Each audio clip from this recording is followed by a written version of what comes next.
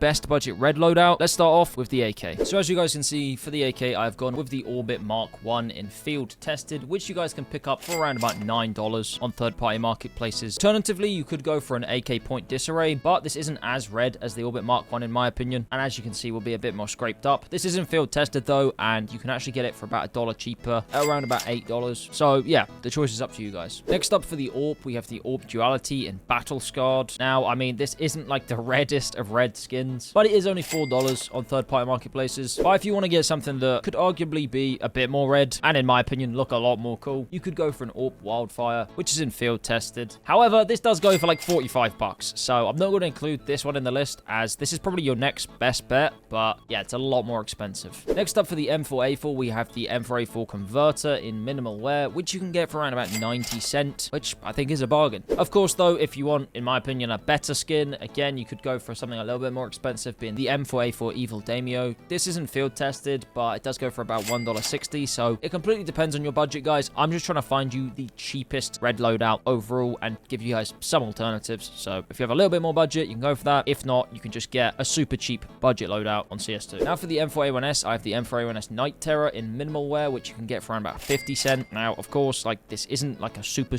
red skin. It's got the red text on. Obviously, though, you'd want something like a Hot Rod. That's probably the best looking red M4, but yeah, it's just hella expensive. So this is probably the best that you're going to get. Next for your Scout skin, I've gone with the Redstone in minimal wear, which goes for around about $3 now on CS2. And of course, guys, with every Scout, you do need a Deeg. And for that, I've gone with the Crimson Web Desert Eagle in field tested, which goes for around about $4.50. And I mean, hey, it doesn't look too bad, but it is a tiny bit scraped up. If you want a slightly more expensive alternative, you could go for a Desert Eagle Code Red in Battle Scarred, but these are like 13 bucks. So yeah, it just depends, guys. Again, if you have the budget, I definitely go for this one personally, but yeah, it's up to you guys. Next for the Galil, I've gone with the Galil AR Firefight. And I mean, yeah, this is kind of a bit orangey in game, but in field tested, it only goes for 30 cents. So I mean, hey, for that price, guys, you can probably make it fit your loadout. Now, if you want a slightly darker red skin, you could go for this, but I would say that the signal is a bit more bluish than it is red. But I don't know, when you're holding it normally, you do see quite a bit of red. So it's up to you. They're actually exactly the same price. So yeah, again, another 30-cent skin. It's completely up to you guys. Next for the FAMAS, guys, I've gone with the Survivor Z or Survivor Z, and this is in field tested. And as you can see, guys, like it looks pretty red, and it's only 10 cents. So yeah, you really can't go wrong with it. Now, in my opinion, the FAMAS roll cage does look quite a lot better, but this is $2, and this is for a well-worn skin. So honestly, yeah, if you're on a budget, just go for the Survivor Z.